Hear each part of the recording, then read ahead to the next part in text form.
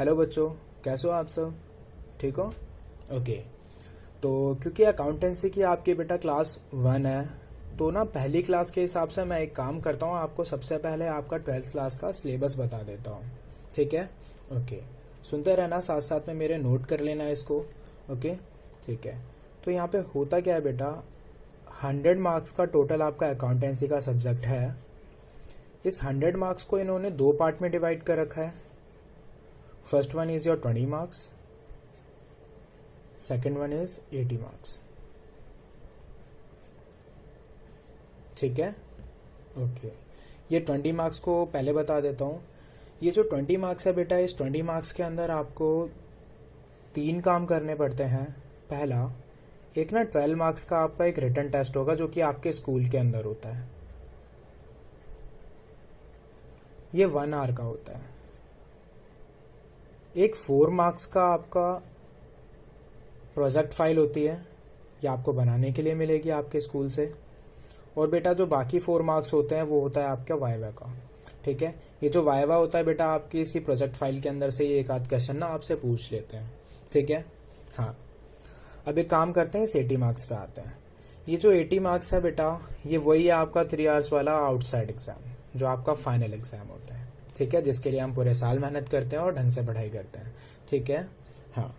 तो बेटा ये जो 80 मार्क्स है, इस 80 मार्क्स को ना 3 पार्ट में डिवाइड किया हुआ है। पहला 40 मार्क्स, दूसरा 20 मार्क्स, तीसरा 20 मार्क्स। ओके, ठीक है। ये जो 40 मार्क्स है बेटा, इसके लिए एक अलग बुक बन गई है। ये जो 20 मार्क्स है बेटा, इसकी एक अलग बुक होती है। और ये जो 20 मार्क्स है बेटा, इसकी भी एक अलग बुक होती है। ओके, ठीक है। तो सबसे पहले बताता हूँ बेटा, ये 40 मार्क्स वाली बुक सबसे ज़्यादा बड़ी बुक आपकी यही होती है। इस वाली बुक के अंदर बेटा आपके पास में 2 यूनिट होते हैं, यूनिट 1 और यूनिट 2। यूनिट 1 जो होता है बेटा आपका पार्टनरशिप फर्म पे होता है। पार्टनरशिप फर्म, इसके बारे में थोड़ा बहुत बिजनेस स्टडी के अंदर आपने सुना होगा, है ना? ठीक है। यूनिट 2 जो होता है बेटा, वो आपका एनपीओ के ऊपर होता है। एनपीए मतलब होता है नॉन प्रॉफिट ऑर्गेनाइजेशन, जो प्रॉफिट के लिए काम नहीं करते। ओके, ठीक है। ये जो यूनिट 1 है बेटा आपका 30 मार्क्स का है, सबसे ज़्यादा बड़ा सिलेबस इसी का है, सबसे बड़ा यूनिट यही होता है। एनपीओ जो है बेटा वो आपका 10 मार्क्स का है। आते हैं बुक 2 के ऊपर। बुक 2 के अंदर बेटा सिर्फ एक ही यूनिट है, यानी कि ये जो पूरी बुक है वो आपकी अकाउंटिंग ऑफ कंपनीज के ऊपर बेस्ड होती है। इसके अंदर आपको कंपनीज के अंदर अकाउंटिंग कैसे करते हैं, यानी कि आपको पता है कंपनी में शेयर वगैरह इशू करा जाता है, डिवेंचर इशू करा जाता है, तो वो सारी चीज़ें कैसे करते हैं। ओके, वो हम इसके अंदर पढ़ने वाले हैं। ये पूरे 20 मार्क्स इसी के होते हैं। फिर आता है बेटा आपका थर्ड बुक। थर्ड बुक के अंदर बेटा आपके पास में 2 यूनिट होता है, यूनिट 1 और यूनिट 2। यूनिट 1 जो होता है बेटा आपका, वो होता है एनालिसिस ऑफ फाइनेंशियल स्टेटमेंट। ये बेटा आपका जनरली 12 मार्क्स का होता है। और एक बेटा 8 मार्क्स का आपका आता है cash flow statement. Cash flow statement ये आपका 8 मार्क्स का होता है। तो कुछ इस हिसाब से आपका पूरा 100 मार्क्स का सिलेबस बाइफरकेट हुआ है। ये जो 20 मार्क्स हैं ये अलग हैं, 80 मार्क्स हैं ये अलग है। ओके, ठीक है। तो इसे प्रॉपरली नोट कर लिया ना सबने? हाँ, आगे बढ़ूँ मैं? ठीक है। नहीं भी करा तो वीडियो तुम्हारे हाथ में यार, पोज करके रिकॉर्ड नोट कर सकते हो। ठीक है? ओके। एक काम करता हूँ बेटा, मैं अब आपको ना क्वेश्चन पेपर का पैटर्न बताता हूँ कि 12th क्लास का जो क्वेश्चन पेपर आता है वो किस तरीके का होता है, यानी कि कौन सा क्वेश्चन कितने नंबर का आता है, कौन सा कितने नंबर का आता है, एटसेट्रा एटसेट्रा। ठीक है?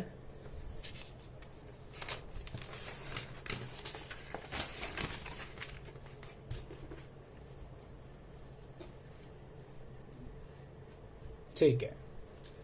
तो अब हम कर रहे हैं क्वेश्चन पेपर का पैटर्न। आपका जो एग्जाम में क्वेश्चन पेपर आता है ना, उसका पैटर्न कैसा होता है मैं वो बता रहा हूँ। ओके, ठीक है। ये 80 मार्क्स वाला है ना? ठीक है बेटा, इसके अंदर ना आपके टोटल 32 क्वेश्चंस आते हैं। वो जो 32 क्वेश्चंस है वो कुछ इस तरीके से ना डिवाइड कर रखे हैं इन्होंने। पहला क्या है बेटा, 20 क्वेश्चंस होते हैं एक पार्ट में, एक में 2 क्वेश्चंस होते हैं, एक में 5 क्वेश्चंस होते हैं, एक में 3 क्वेश्चंस होते हैं और एक 2 क्वेश्चंस होते हैं। अब ये होता क्या है, एक्चुअली 20 क्वेश्चंस होते हैं बेटा आपके 1 मार्क्स के, 2 क्वेश्चंस होते हैं बेटा आपके 3 मार्क्स के, 5 क्वेश्चंस होते हैं बेटा आपके 4 मार्क्स के, 3 क्वेश्चंस होते हैं बेटा आपके 6 मार्क्स के, और जो मैक्सिमम बेटा ज़्यादा से ज़्यादा नंबर का क्वेश्चन अगर आएगा तो वो 8 मार्क्स का ही क्वेश्चन आता है, जो कि सिर्फ 2 क्वेश्चन होते हैं। ओके, ठीक है।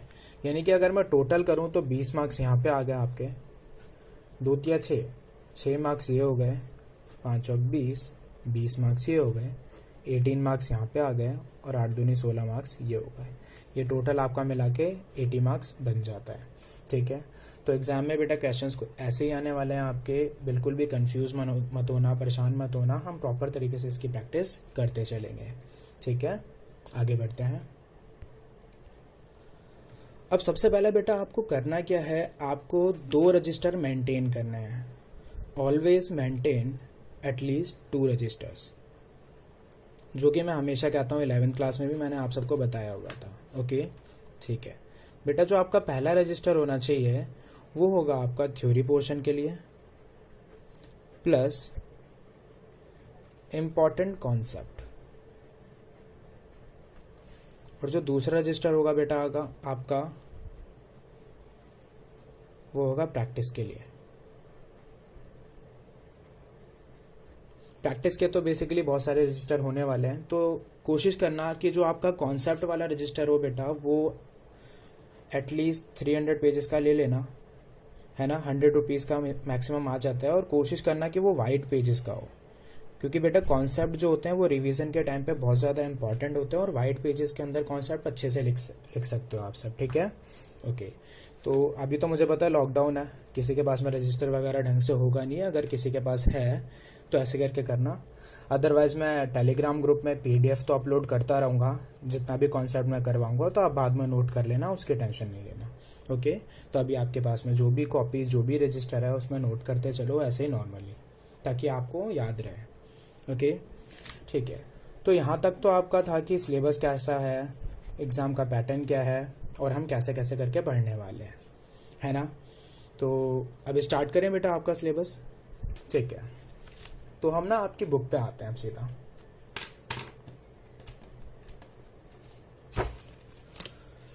मैं सबसे पहले बेटा आपकी बुक 1 पढ़ा रहा हूँ, जिसके अंदर वो 2 यूनिट है ना। ठीक है, तो उसके अंदर का जो मैं चैप्टर पढ़ा रहा हूँ वो है, मेरे साथ साथ में लिखना,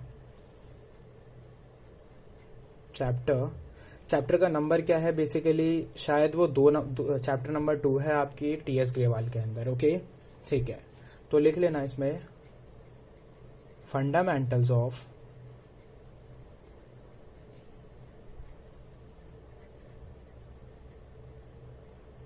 पार्टनरशिप अकाउंट, लिख लिया। और हाँ यार, डेट जरूर मेंशन करनी है, 14 अप्रैल 2020। स्टार्ट करें। अब ध्यान से सुनना है सारे बच्चों को, बिल्कुल फोकस्ड होके। बेटा जब हम ना 11th क्लास के अंदर थे, जब हम क्लास 11th में थे, तो ना हमारे पास में एक बंदा था, राम क्या करता था, अकेले बिजनेस करता था। अकेले बिजनेस करता था, इस वजह से इसे हम क्या बोलते थे बेटा, सोल प्रोप्राइटर। सोल प्रोप्राइटर का मतलब अकेले दम पे बंदा निकला था, 1 मैन आर्मी, है ना। ठीक है, अकेले बिजनेस करता था। अब राम ने सोचा कि यार मेरा बिजनेस अकेले करने की वजह से छोटा है, मुझे बिजनेस को थोड़ा बड़ा करना है।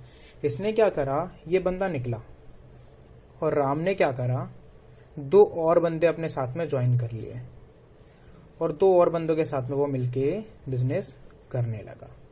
अब जब इसका बिजनेस बड़ा हो चुका है, क्योंकि ये बंदे एक से ज्यादा हैं, है ना, तो ये सोल प्रोप्राइटर तो नहीं है, तो इसी को बेटा हम बोलते हैं पार्टनरशिप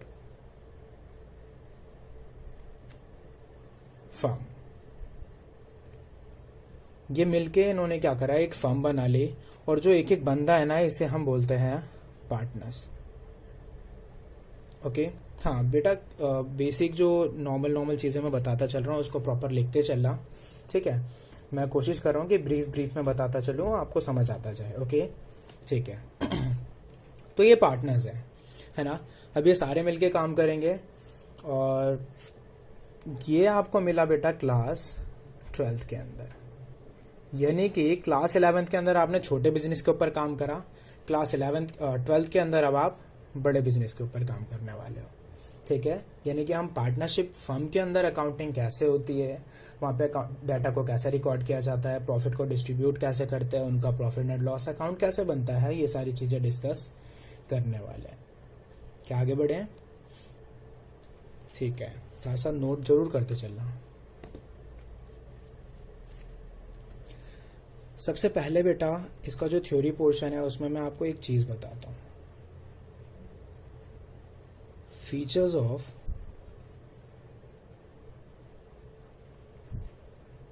पार्टनरशिप। पार्टनरशिप के फीचर्स क्या होते हैं बेटा? फीचर्स या फिर यहाँ पे कैरेक्टरिस्टिक्स भी इसे बोलते हैं। ओके, ठीक है, यहाँ पे कैरेक्टरिस्टिक्स भी लिख लेना, कैरेक्टरिस्टिक्स।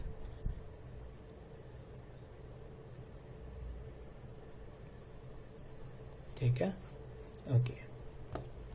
आप सब साथ साथ चल रहे हो ना? अगर कहीं भी थोड़ा सा भी लगता है कि मैं तेज बोल रहा हूँ या फिर वीडियो में कोई प्रॉब्लम हो रही है, मेरे को ज़रूर बता देना, ठीक है। नेक्स्ट टाइम से ध्यान रखूँगा। ओके, तो फीचर्स ऑफ पार्टनरशिप के अंदर बेटा सबसे पहले होता क्या है, राम को अगर फर्म बनानी है, पार्टनरशिप फर्म, ठीक है, तो बेटा पार्टनरशिप फर्म बनाने के लिए, पार्टनरशिप करने के लिए राम अकेले तो कर नहीं सकता, यानी कि सबसे पहला फीचर ये है कम से कम 2 बंदे होने चाहिए। क्या होने चाहिए? सबसे पहला फीचर है बेटा 2 और मोर पर्सन। ओके, ठीक है, ये तो है कि बेटा मिनिमम 2 और मोर पर्सन होने चाहिए। मिनिमम कितने बंदे हो सकते हैं? 2 बंदे। ओके, अब बात आती है मैक्सिमम कितने हो सकते हैं। तो बेटा आप सबने, मेरे को पता है कि बिजनेस स्टडीज़ के अंदर थोड़ा बहुत इसके बारे में पढ़ा होगा, वहाँ पे मैक्सिमम मेंबर्स कितने होते हैं ये सब भी थोड़े पढ़े होंगे। मैं फिर भी बता देता हूँ कि जब 2013 के अंदर एक बारी क्या हुआ था, कंपनीज एक्ट ने ना बताया था कि 100 मेंबर्स हो सकते हैं मैक्सिमम। ओके, लेकिन जस्ट नेक्स्ट ईयर यानी कि 2014 के अंदर कंपनीज मिसलिनियस एक्ट, एक एक्ट है, उसके अंदर कानून पास हुआ और उन्होंने बोल दिया कि अब जो मेंबर्स हो सकते हैं मैक्सिमम वो कितने हो सकते हैं? 50। यानी कि जो आपको याद रखना है बेटा, वो आपको याद रखना है 50।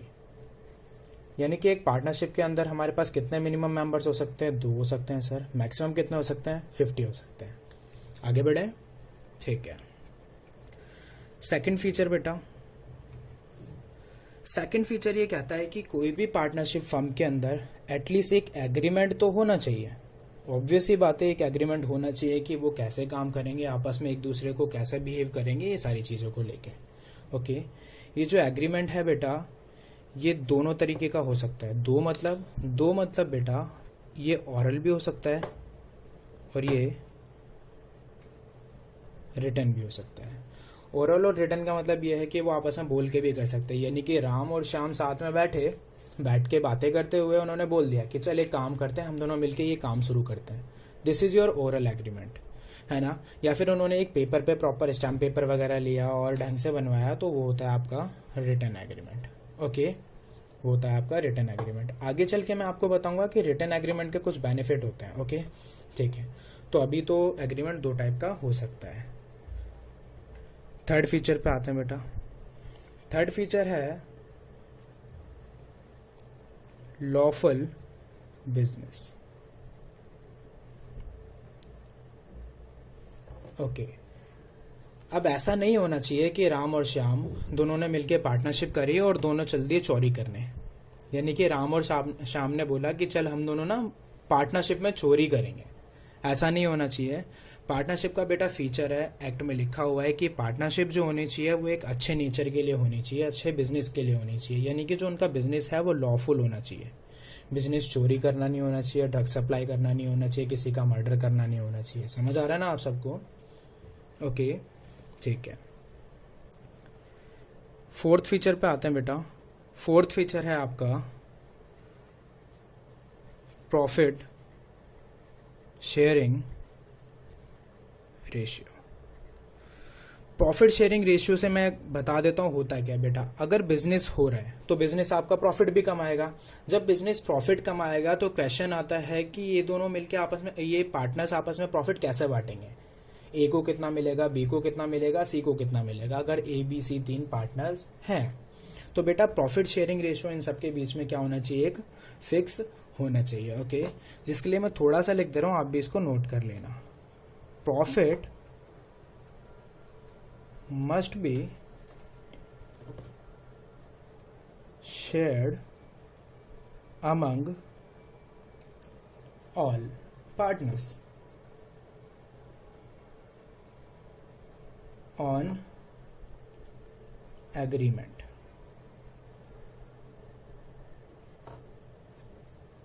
या फिर आप कह सकते हो on sharing ratio.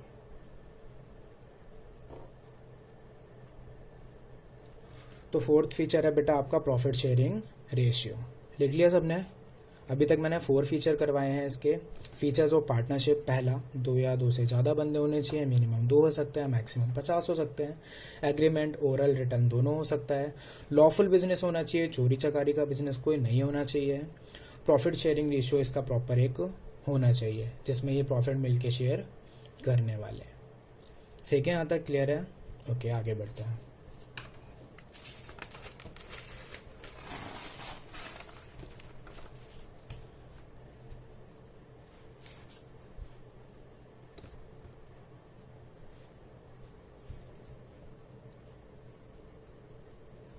Fifth feature क्या है बेटा इसका?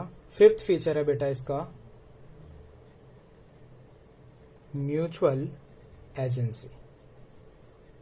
अब म्यूचुअल एजेंसी का मतलब क्या होता है? म्यूचुअल एजेंसी का मतलब बेटा मैं लिख रहा हूं यहाँ पे छोटा सा, तुम सब भी साथ साथ में लिख लेना। Business can be carried on by all or any of them acting for all। बेटा इसका मतलब एक्चुअल में होता यह है कि पार्टनरशिप के अंदर बिजनेस का जो काम हो रहा है it can be carried by all, यानी कि अगर 3 पार्टनर है तो ऐसा हो सकता है कि तीनों के तीनों पार्टनर मिलकर बिजनेस में काम कर रहे हैं। ओके, ठीक है। लेकिन ऐसा भी हो सकता है कि 2 बंदे बैठे हुए हैं और एक बंदा उन दोनों के बिहाफ पे काम कर रहा है। यानी कि इसके अंदर होता क्या है बेटा, अगर मैं बोलूं 3 पार्टनर्स हैं, okay, if this is partnership firm और इसके अंदर 3 पार्टनर्स हैं, तो ये तीनों पार्टनर्स एक दूसरे के प्रिंसिपल भी होते हैं और एजेंट भी होते हैं। बेटा प्रिंसिपल का मतलब अगर मैं बोलूं तो मैं बोल सकता हूं कि मालिक, और एजेंट का मतलब कह सकता हूं नौकर। इसका मतलब ये होता है बेटा जब ये बंदा इन दोनों के ऑर्डर पे काम कर रहा होगा तो ये तो नौकर बन गया, ये दोनों मालिक बन गए, है ना। और ऐसा भी होता है कि ये बंदा इन दोनों के ऑर्डर पे काम कर रहा है या फिर ये इन दोनों के ऑर्डर पे काम कर रहा है, यानी कि एक दूसरे को ना ये सुपरवाइज ऑर्डर भी देते रहते हैं, एक दूसरे की बात सुनते भी रहते हैं। समझ पा रहे हो ना आप सब मैं क्या कहना चाहता हूँ? ये सब एक दूसरे के प्रिंसिपल भी होते हैं और एजेंट भी होते हैं। यानी कि एक पार्टनरशिप फर्म के अंदर मिल बांट के काम किया जाता है कि भैया मैं आपकी भी सुनूंगा लेकिन आप भी मेरी सुनते रहना। समझ आ गया? ठीक है। तो बेटा फीचर्स कितने लिखवाए मैंने आपको 5 फीचर्स लिखवाए हैं पार्टनरशिप फर्म के। 2 और मोर पर्सन होने चाहिए, इनके बीच में एक एग्रीमेंट होना चाहिए, लॉफुल बिजनेस होना चाहिए, बिजनेस का नेचर अच्छा होना चाहिए, चोरी वोरी करना नहीं होना चाहिए। प्रॉफिट शेयरिंग रेशियो ऑब्वियसली बात है इनके बीच में फिक्स होना चाहिए और जो प्रॉफिट है वो प्रॉफिट शेयरिंग रेशियो के हिसाब से ही डिवाइड होना चाहिए। ओके, और बेटा जो 5th है वो मैंने लास्ट आपको बताया mutual agency. Mutual agency, business can be carried on by all or any of them acting for all. एक फर्म के अंदर जो पार्टनर्स होते हैं वो एक दूसरे के एजेंट भी होते हैं और एक दूसरे के प्रिंसिपल भी होते हैं। क्या क्लियर है यहाँ तक सारे बच्चों को? क्लियर है ना बच्चों? ठीक है। तो साथ साथ लिखते रहना, इसे नोट करो।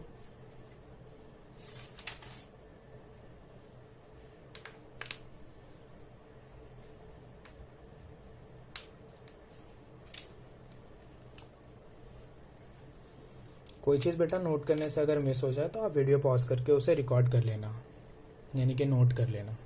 आज मैं रिकॉर्डिंग कर रहा हूँ ना, तो मेरे को रिकॉर्ड ही याद आ रहा है।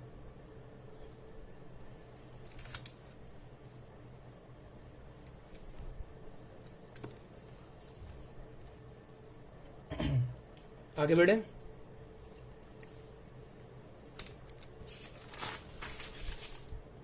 तो एक बार दोबारा से देख लेते हैं पार्टनरशिप के फीचर्स क्या होते हैं। सर पहला फीचर 2 और मोर पर्सन होते हैं। एक बात और आपने बताई, मिनिमम 2 बंदे हो सकते हैं, मैक्सिमम 50 बंदे हो सकते हैं। एग्रीमेंट सर ओरल और रिटर्न दोनों हो सकता है। लॉफुल बिजनेस होना चाहिए। प्रॉफिट शेयरिंग रेशियो उनके बीच में डिसाइडेड होना चाहिए। Profit must be shared among all partners on profit sharing ratio. Okay ठीक है। और जो लास्ट फीचर है बेटा आपका म्यूचुअल एजेंसी, ये सब मिल बांट के काम करें। म्यूचुअल का मतलब होता है अंडरस्टैंडिंग के साथ में, दोनों बंदों के अंडरस्टैंडिंग के साथ में, ठीक है। ओके तो अगले टॉपिक पे आते हैं बेटा आपके। This is something rights of partners.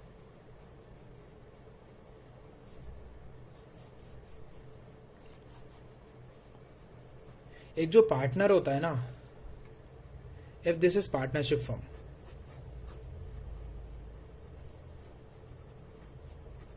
और ये पार्टनर्स है, इन पार्टनर्स का इस फर्म के अंदर क्या क्या अधिकार है, इस अधिकार के बारे में आपको लिखवाने में वाला हूं, ठीक है ना। आपके एग्जाम में कई बार ये अजीब सा फुद्दू सा क्वेश्चन आ जाता है, इस वजह से मैं लिखवा दे रहा हूँ, समझा दे रहा हूँ, तो पता रहेगा तो ठीक रहेगा, है ना। ठीक है। तो बेटा राइट ऑफ पार्टनर्स में सबसे पहला पार्टनर्स का राइट होता है to share profit in agreed ratio. Partners का सबसे पहला राइट होता है कि भाई जो भी प्रॉफिट शेयरिंग रेशियो उनके बीच में एग्री किया गया है, उस रेशियो में उनको प्रॉफिट मिलना चाहिए, कि इस चीज का इनको अधिकार होता है। दूसरा क्या होता है? दूसरा होता है बेटा to take part in the conduct of business. Business के अंदर जो भी काम हो रहा है, बिजनेस के अंदर जो भी एक्टिविटीज चल रही हैं, जिस भी तरीके से वो बिजनेस कर रहे हैं, एक पार्टनर के पास में अधिकार होता है कि वो इसका हिस्सा बन सकता है, यानी कि वो भी जाके देख सकता है, वो भी मिलके उनके साथ में काम करेगा, उसको कोई भगा नहीं सकता, नहीं नहीं तू रहने दे, तू मत कर। समझ आ रहा है? ठीक है बेटा। थर्ड फीचर के बारे में बताऊं, लिखते चल रहे हो ना आप सब साथ साथ में? इसे मैं इसलिए रुक रुक के बढ़ा रहा हूं बेटा, ताकि आप सब इसे लिख सको, ठीक है। ओके तो थर्ड फीचर पे आते हैं। थर्ड फीचर क्या होता है? Right to be consulted for any business decision. यानी कि एक पार्टनर के पास में राइट होता है कि अगर बिजनेस के अंदर कोई भी डिसीजन लिया जा रहा है तो उसके साथ में उसे कंसल्ट किया जाए। राइट टू बी कंसल्टेड, इसका मतलब यही होता है बेटा कि अगर किसी भी पार्टनर, कोई बिजनेस के अंदर कोई भी डिसीजन लिया जा रहा है, हर एक पार्टनर को उसका अधिकार होता है कि उससे भी उसके बारे में पूछा जाए। ओके ठीक है।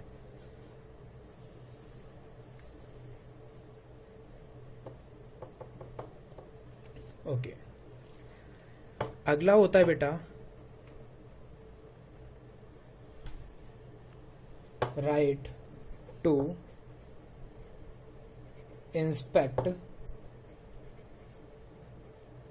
पेन क्यों नहीं चल रहा? The books of account. The books of account, ठीक है। होता क्या है, ए बी सी 3 पार्टनर है अगर, ठीक है, तो बी और सी दोनों मिलके क्या करते हैं, बिजनेस के अंदर अकाउंटिंग वगैरह का काम वो सब देखते रहते हैं, ठीक है। ए को इसके बारे में नहीं पता, लेकिन अगर ए को लगता है कि भाई ये सब ना मिलके अकाउंटिंग के अंदर कोई छेड़खानी कर रहे हैं, यानी कि ये जो रिकॉर्डिंग करते हैं, ये जो सेल की रिकॉर्डिंग करते हैं, परचेज की एंट्री मारते हैं, जर्नल लेजर, ये सब जो ये बना रहे हैं, इसके अंदर इन्होंने कुछ ना कुछ छेड़खानी कर रखी है। तो बेटा हर पार्टनर के पास में ये राइट होता है कि वो कभी भी बुक्स ऑफ अकाउंट को इंस्पेक्ट कर सकता है, यानी कि कभी वो जाके बोल सकता है मेरे को बैलेंस शीट निकाल के दिखाओ, मेरे को चेक करने का है। समझ आ रहा है? ठीक है। एक और राइट होता है बेटा, right to retire from firm. एक पार्टनर के पास में प्रॉपर राइट होता है, अधिकार होता है कि वो जब चाहे फर्म को छोड़ के जा सकता है, यानी कि उसको जबरदस्ती कोई भी फर्म में नहीं रख सकता। एक पार्टनर के पास में राइट होता है कि वो कभी भी फर्म को छोड़ के जा सकता है। समझ आया? ठीक है। हाँ, वो बात अलग है बेटा कि अगर ए बी सी 3 पार्टनर है तो तीनों मिलके अगर कुछ काम कर रहे हैं, अगर ए को रिटायर होना है तो बी और सी से प्रॉपर कंसल्ट तो करेगा ही कि हाँ भाई मेरे को जो काम मिला था मैंने सारा काम कर दिया, मैंने जो फर्म से उधार ले रखा था मैंने फर्म को उधार चुका दिया, मैंने तुम सबको लोन दिया था तुमने मुझे पे कर दिया, तो ऐसे वो रिटायर हो सकता है। यानी कि राइट होता है पार्टनर के पास में कि वो फर्म से रिटायर हो सकता है। समझ आ गया? ठीक है। और बेटा एक और राइट है जो मेरे को जगह नहीं मिल रही तो मैं यहां से लिख दे रहा हूं, ठीक है? ठीक है। ये one of the most important अधिकार होता है किसी भी पार्टनर का। साथ साथ में लिखना, to disallow admission of new partner.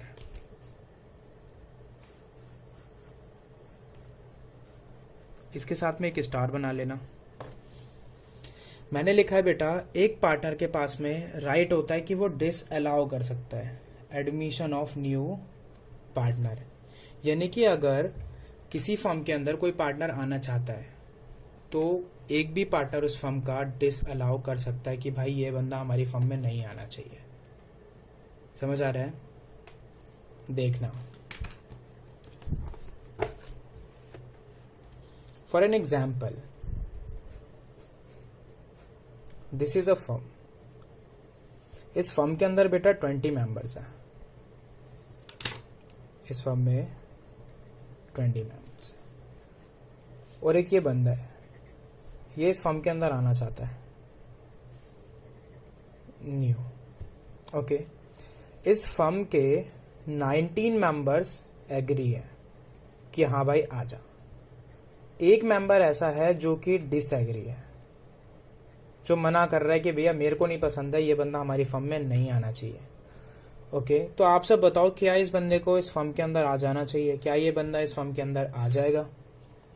अगर बेटा हम नॉर्मली सोचें, जो भी आज तक हमने देखा है, तो ऑब्वियस सी बात है यहाँ पे हमारे पास में मेजॉरिटी है ना, कि भाई अगर 20 बंदे हैं टोटल, 20 में से 19 एग्री हैं तो एक की बात कौन सुनेगा? यानी कि अगर 19 एग्री हैं तो इसको आ जाना चाहिए। बट ऐसा बिल्कुल भी नहीं होता बेटा, इसका एडमिशन यहाँ पे नहीं मिलेगा। एडमिशन नहीं मिलने का मतलब होता है कि वो हमारी फर्म में पार्टनर नहीं बन सकता।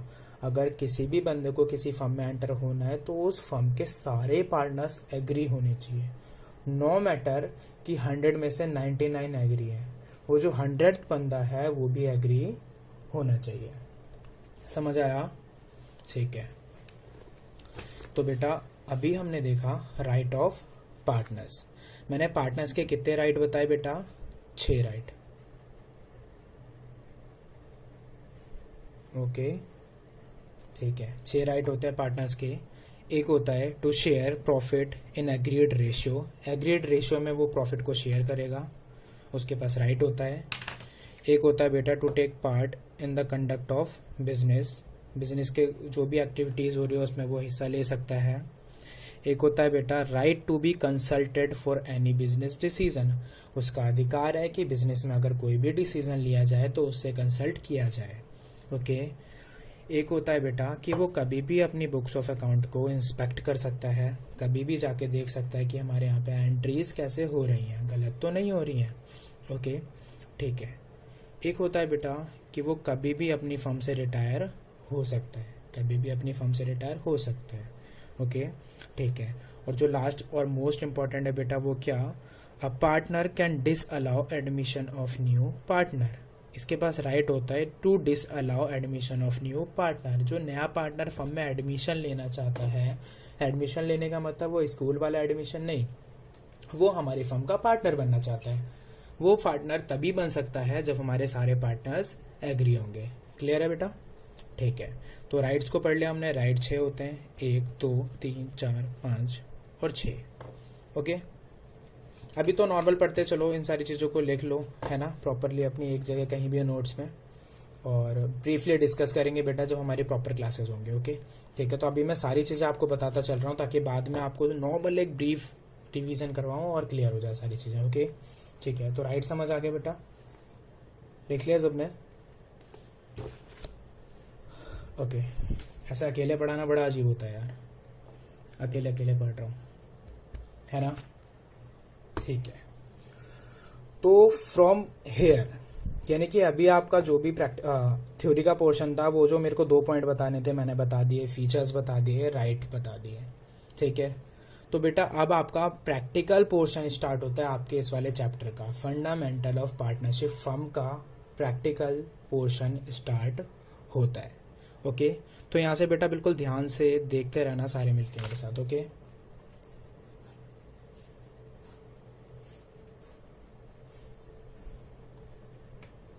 स्टार्ट करें? ठीक है। ये एक ना फर्म है और यहाँ पे मैं ना पार्टनर बना देता हूँ, 3 बना दिए, चलो 3 पार्टनर्स। ओके, ठीक है। अगर हम किसी भी पार्टनरशिप फर्म के बारे में देखते हैं तो हमारे सामने ना 2 बंदे होते हैं। क्या? एक तो वो खुद एक फर्म और एक उसके पार्टनर्स। ये कौन है? पार्टनर्स है। ठीक है। तो बेटा हमारे सामने क्वेश्चन आता है कि जो हम ये अकाउंटिंग कर रहे हैं, जो भी मैं एंट्रीज करूंगा, जो भी मैं इस बुक के अंदर पढ़ूंगा, वो मैं किसके पॉइंट ऑफ व्यू से पढ़ूंगा, यानी कि मैं किसका अकाउंटेंट हूँ, मैं फर्म का अकाउंटेंट हूँ या फिर मैं पार्टनर्स का अकाउंटेंट हूँ। तो बेटा हम जो भी अकाउंटिंग करेंगे वो फर्म के पॉइंट ऑफ व्यू से करेंगे। पॉइंट ऑफ व्यू क्या होगा हमारा? फर्म होगा पॉइंट ऑफ व्यू, यानी कि हम देखेंगे फर्म को प्रॉफिट हो रहा है या लॉस हो रहा है, हम ये नहीं देखेंगे पार्टनर्स को प्रॉफिट हो रहा है या लॉस हो रहा है। स्टार्ट करें?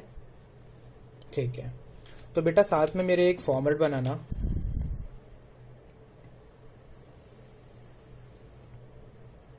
देख रहे हो रजिस्टर पे कितनी सीधी लाइन आती है, इसलिए मना करता हूँ कि कभी भी स्केल मत यूज करा करो। 4-5 लाइन का बस एक फॉर्मेट बनाना, इसका नाम रखना है प्रॉफिट एंड लॉस अकाउंट।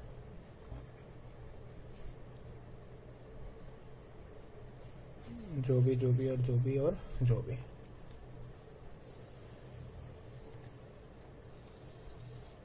बना लिया? ठीक है। 11th क्लास के अंदर प्रॉफिट एंड लॉस अकाउंट बना के तो तुम सब वैसे भी पीएचडी कर चुके हो, है ना? ठीक है। तो प्रॉफिट एंड लॉस अकाउंट के अंदर होता क्या था? इससे पहले बेटा हम एक ट्रेडिंग अकाउंट बनाते थे, तुम्हें याद होगा। ट्रेडिंग अकाउंट के अंदर से ग्रॉस प्रॉफिट निकलता था, ग्रॉस प्रॉफिट को मैं यहाँ पे लेके आता था, मैं यहाँ पे लिखता था ग्रॉस प्रॉफिट, यहाँ पे डाल देते थे। ठीक है। और सर यहाँ पे आप ना बहुत सारे खर्चे लिखते थे, टू इलेक्ट्रिसिटी, ये वो पता नहीं क्या क्या, जो भी मेरे को सारे खर्चे लिखने होते थे मैं सारे खर्चे डाल देता था। ठीक है। ओके, सब कुछ करने के बाद में यहाँ पे एक डिफरेंस निकल के आता था जिसे मैं बोलता था नेट प्रॉफिट। इसके आगे 2 लाइंस और लिखते थे बेटा, ट्रांसफर टू कैपिटल अकाउंट। लेकिन बेटा हम पार्टनरशिप फर्म के बारे में पढ़ रहे हैं, सोल प्रोप्राइटर के बारे में नहीं पढ़ रहे, तो नेट प्रॉफिट जो है वो कैपिटल अकाउंट में ट्रांसफर नहीं होगा। फिर कहाँ होगा? तो देखते हैं। इसे बना लिया? ठीक है, मेरे साथ में 2 लाइन छोड़ के एक फॉर्मेट और बनाना है, एटलीस्ट 10 लाइन का।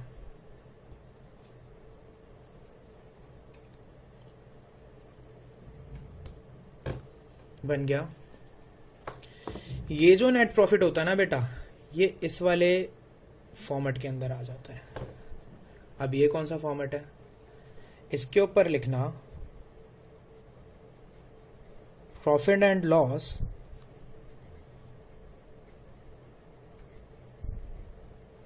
एप्रोप्रिएशन अकाउंट, डेबिट और क्रेडिट।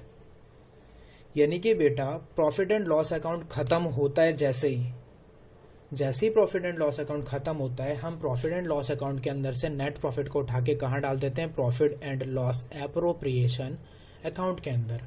यहाँ पे ये किस नाम से आ जाता है, यहाँ पे ये आ जाता है by profit and loss account के नाम से। ब्रैकेट में हम लिख देते हैं नेट प्रॉफिट। क्लियर है? ठीक है। Profit and loss appropriation account के साथ में बेटा मैंने ना यहाँ पे लिख दिया नॉमिनल।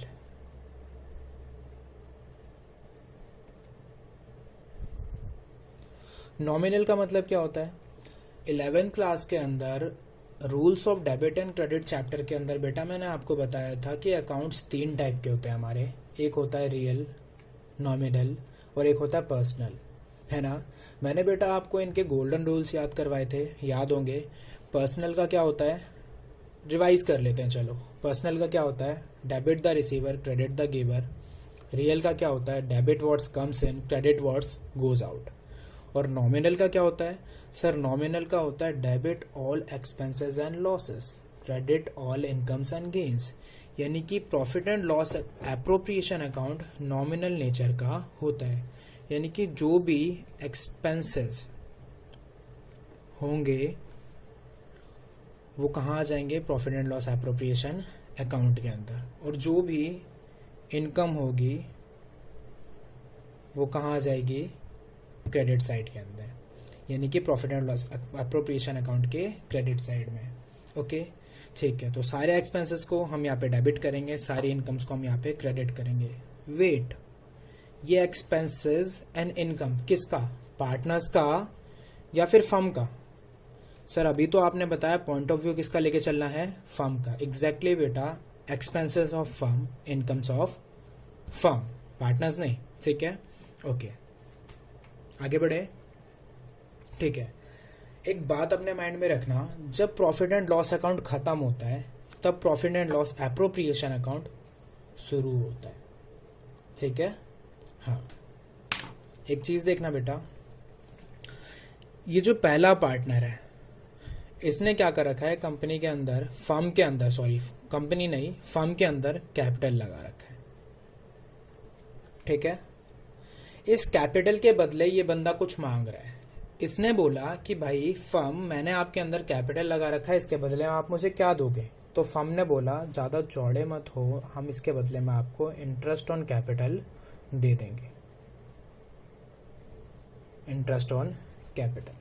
तो फर्म अगर इंटरेस्ट ऑन कैपिटल पार्टनर्स को दे रही है तो फर्म के लिए बेटा क्या है, ये एक्सपेंस है, ऑब्वियस सी बात है। तो ये कहाँ आ जाएगा, debit side, to interest on capital.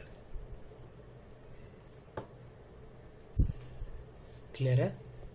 ठीक है। सडनली क्या हुआ, ये जो दूसरा वाला पार्टनर है ये भी आ गया।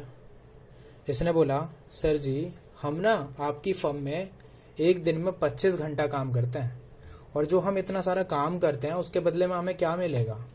तो फर्म ने बोला पहली बात तो सर 25 घंटे नहीं होते, 24 होते हैं, है ना।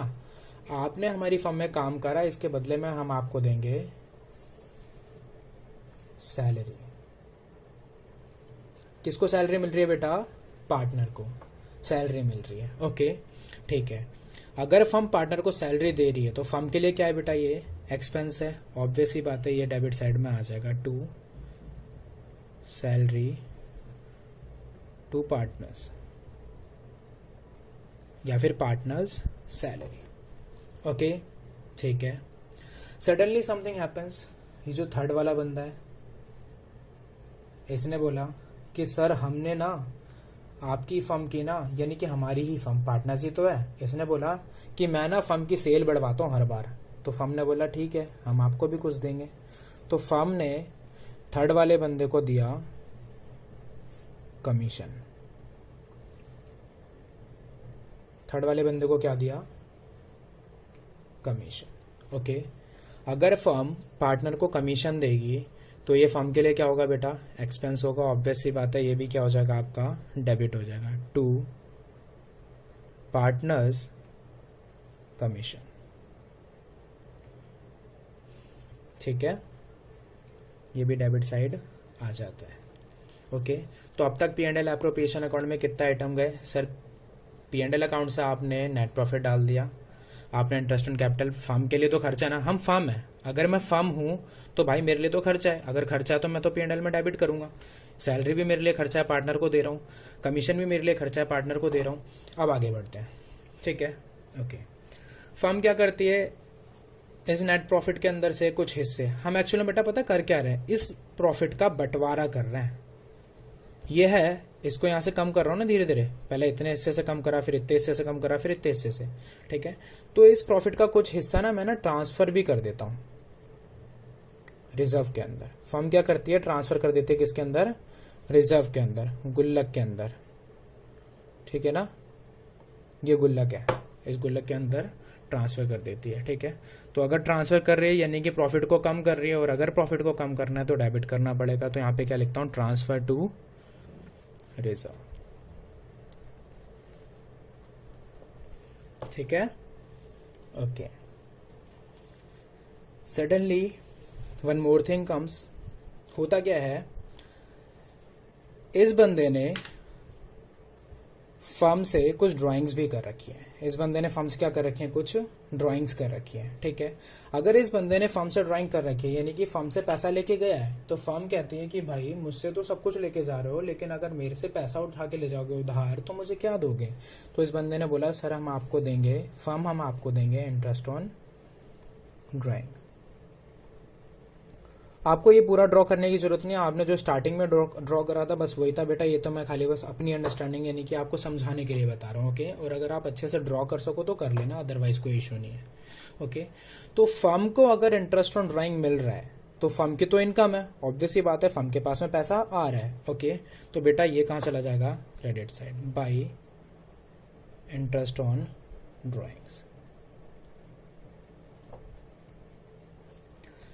Profit and loss appropriation account के अंदर 1 2 3 4 5 6 इन 6 आइटम के अलावा कोई भी आइटम नहीं आता बेटा। ठीक है, यानी कि ये पूरा ये वाला अकाउंट आपका खत्म हो चुका है, इसके अंदर इससे ज्यादा कोई आइटम नहीं आता। फिर आप क्या करते हो? टोटल कर देते हो। हम क्या करेंगे बेटा? इसका ना टोटल करेंगे। टोटल करते वक्त या तो डिफरेंस इस साइड आएगा या फिर इस साइड आएगा।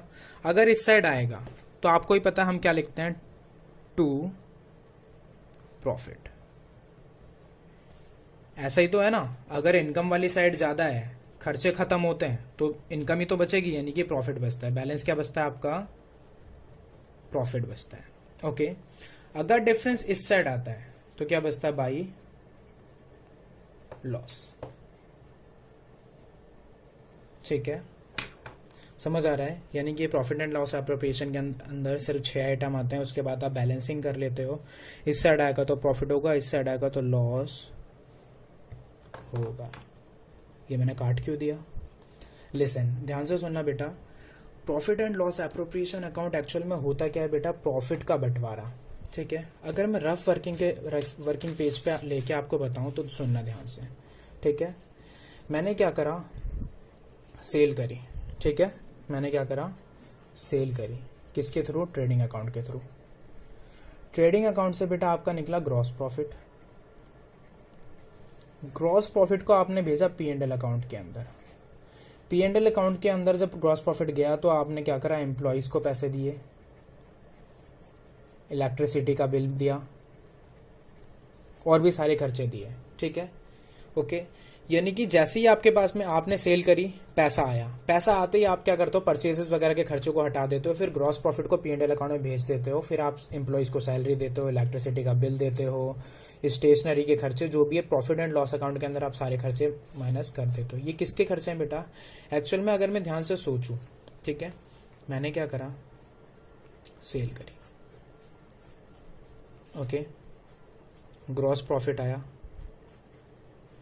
अब जब ग्रॉस प्रॉफिट आता है ना, तो पहले बाहर के बंदे खड़े रहते हैं, बाहर के बंदे पैसे लेने के लिए। ये कौन है? ये एम्प्लॉय भी है, ये इलेक्ट्रिसिटी भी है, ये स्टेशनरी भी है। तो मैं जो ये मेरा ग्रॉस प्रॉफिट है ना, इसके खर्चे को इसमें से सबसे पहले मैं किनको पे करता हूँ? बाहर के बंदों को पे करता हूँ। इनको पे करने के बाद में ना मेरे पास बचता है नेट प्रॉफिट।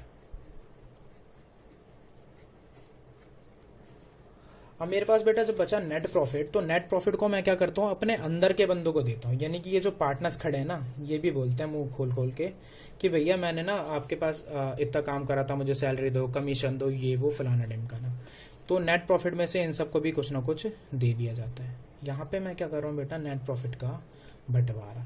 तो जो हम इनको दे रहे हैं ना, ये हम किसके थ्रू देते हैं? P&L एप्रोप्रिएशन अकाउंट के थ्रू। समझ आ रहा है? ठीक है। तो अगर यहीं पे लॉस आ जाता है, ठीक है, अगर ये लॉस होता है, तो यहाँ पे इनको डिस्ट्रीब्यूट क्या करेंगे? बेसिकली इसलिए बेटा प्रॉफिट एंड लॉस एप्रोप्रिएशन के अंदर लॉस का बंटवारा नहीं होता। किसका बंटवारा होता है? प्रॉफिट का बंटवारा होता है। ठीक है, हाँ, इसलिए मैंने बोला कि यहाँ पे आपका लॉस नहीं आएगा। अगर लॉस आपका कभी आ जाता है बाय चांस, तो आप इसको नहीं लिखोगे। आपको इसको करना क्या है वो मैं बता दूंगा, लेकिन एक बात समझ के चलना, एप्रोप्रिएशन वर्ड का मतलब यहाँ पे बेटा लिख लेना बंटवारा। बंटवारा, एप्रोप्रिएशन का मतलब क्या होता है? बंटवारा। और बंटवारा किसका होता है? प्रॉफिट का होता है। समझ आ गया? ठीक है, ओके, आगे बढ़े। ठीक है, तो profit and loss appropriation account आपने बना लिया, इसको प्रॉपरली ऐसे लिख लेना बेटा, लॉस लिख के इसको ऐसे काट देना। ठीक है, तो जहां पर बेटा आपकी 11th क्लास का P&L अकाउंट खत्म होता है ना, वहीं से आपका 12th क्लास का profit and loss appropriation account शुरू हो जाता है। एक बार क्विक रिवीजन कर लेते हैं कि आज हमने क्या क्या पढ़ा। बेटा क्लास स्टार्ट करी मैंने, तो सबसे पहले मैंने आपको आपके सिलेबस के बारे में बताया कि आपका 100 मार्क्स का सिलेबस कैसे कैसे डिवाइडेड है। उसके बाद मैंने आपको क्वेश्चन पेपर का पैटर्न बताया था बेटा कि क्वेश्चन पेपर का पैटर्न कैसा होता है। ये 32 क्वेश्चन आते हैं, 20 मार्क्स के 20 क्वेश्चन आते हैं, 1 मार्क्स के, 2 क्वेश्चन 3 मार्क्स के, 5 क्वेश्चन 4 मार्क्स के, ऐसे ऐसे करके मैंने आपको बताया। ठीक है, ओके। फिर बेटा हम आए आपके चैप्टर के ऊपर, fundamental of partnership account. Fundamental का मतलब क्या होता है एक्चुअल में? बेटा फंडामेंटल का मतलब एक्चुअल में होता है बहुत बेसिक चीज या फिर वर्किंग या फिर फंक्शन। पार्टनरशिप अकाउंट का फंक्शन क्या है, तो यहाँ पे हम बेसिक फंक्शन के बारे में पढ़ रहे हैं। ठीक है, फिर मैंने आपको क्या बताया कि एक पार्टनरशिप फर्म के अंदर फीचर्स क्या होते हैं। 2 और मोर पर्सन होंगे, एग्रीमेंट होगा, लॉफुल बिजनेस होगा, प्रॉफिट शेयरिंग रेशियो होगा, म्यूचुअल एजेंसी होगी, एक दूसरे के प्रिंसिपल भी बन जाएंगे, एजेंट भी बन जाएंगे। ठीक है, ओके, आगे बढ़ते हैं। फिर बेटा हमारे राइट्स के ऊपर, राइट्स जो होते हैं वो 6 होते हैं। प्रॉफिट शेयर करेंगे, बिजनेस में पार्ट लेंगे, कंसल्ट होना चाहिए इनके साथ में कोई भी बिजनेस डिसीजन लेने से पहले। ये बुक्स को चेक कर सकता है, ये बंदा कभी भी रिटायर हो सकता है, ये बंदा किसी का भी एडमिशन रोक सकता है, डिसअलाउ कर सकता है। ठीक है, फिर बेटा मैं प्रैक्टिकल पोर्शन के ऊपर आया। प्रैक्टिकल पोर्शन पे आने के बाद में मैंने आपको बताया कि हम जो भी अकाउंटिंग करेंगे वो किसके पॉइंट ऑफ व्यू से करेंगे? फर्म के पॉइंट ऑफ व्यू से करेंगे। ठीक है, यानी कि अगर फर्म का लॉस हो रहा है तब मुझे बुरा लगेगा, फर्म का प्रॉफिट हो रहा है तो मुझे खुशी होगी। मेरे को पार्टनर से कोई मतलब नहीं है। अगर मैं पार्टनर्स को भी दे रहा हूं तो मैं फर्म हूं। अगर फर्म पार्टनर्स को भी पे कर रही है तो फर्म के पास पैसा कम हो रहा है, यानी कि फर्म का तो खर्चा हो रहा है। ठीक है, तो फिर उसके बाद बेटा मैंने आपको बताया प्रॉफिट एंड लॉस अकाउंट बनवा के कि प्रॉफिट एंड लॉस अकाउंट के अंदर नेट प्रॉफिट आता है, जिस नेट प्रॉफिट को हम ट्रांसफर कर देते हैं profit and loss appropriation account के अंदर। ठीक है, ओके। इस profit and loss appropriation account के अंदर हम इस नेट प्रॉफिट का बंटवारा करते हैं थोड़ा थोड़ा ऐसे करके। ठीक है। मैंने क्या करा, इंटरेस्ट ऑन कैपिटल दिया पार्टनर को, मेरा खर्चा है, फर्म का खर्चा है तो मैंने डेबिट कर दिया। सैलरी दी पार्टनर को, फर्म का खर्चा है, डेबिट कर दिया। पार्टनर को कमीशन दी, रिजर्व में ट्रांसफर कर दिया, प्रॉफिट को कम करूंगा तो डेबिट कर दूंगा। इस साइड में इंटरेस्ट ऑन ड्राइंग आया, मेरी इनकम हो जाएगी यानी कि फर्म की इनकम हो जाएगी तो मैं क्रेडिट कर दूंगा और मैंने डिफरेंस निकाला। और यहाँ पे जनरली निकल के प्रॉफिट ही आता है, लॉस निकल के नहीं आता, इसलिए मैंने लॉस को यहाँ पे लिखवा के काट दिया। ठीक है बेटा। तो बेटा आज की क्लास में बस इतना ही। पहली क्लास में आपने थोड़ा बहुत इसका पोर्शन समझा, एक अकाउंट को समझा है कि profit and loss appropriation account बनता है जिसके अंदर ऐसे करके खर्चे आते हैं। कल एक और वीडियो बना के कल की वीडियो में बेटा आपको मैं सिखाऊंगा कि इंटरेस्ट ऑन कैपिटल कैसे कैलकुलेट होता है, पार्टनर्स की ड्राइंग्स का इंटरेस्ट ऑन ड्राइंग्स कैसे कैलकुलेट होता है, और इस profit and loss appropriation account के एक दो एग्जांपल्स भी हम सॉल्व करेंगे। थैंक यू सो मच और ध्यान से देखना इसको। हाँ बेटा, एक चीज़ और बोल दूँ, अगर वॉइस में कोई दिक्कत है या फिर वीडियो क्वालिटी ख़राब है या फिर कुछ चीज़ समझ नहीं आई, मैंने थोड़ा जल्दी बोल दिया, तो आप मेरे को वीडियो के जो भी स्लैब टाइमिंग है ना उसके हिसाब से, यानी कि जैसे आप बोल सकते हो 24 मिनट पे सर मेरे को एक दिक्कत हुई है, ऐसे करके आप मुझे बता देना, व्हाट्सएप कर देना, मैसेज कर देना। ठीक है, मैं सारी चीज़ों को क्लियर करता चलूँगा। और हाँ, आज तो कुछ इतना खास नहीं था, तो जो भी पढ़ाया मेरे ख्याल से समझ आया होगा। Thank you so much.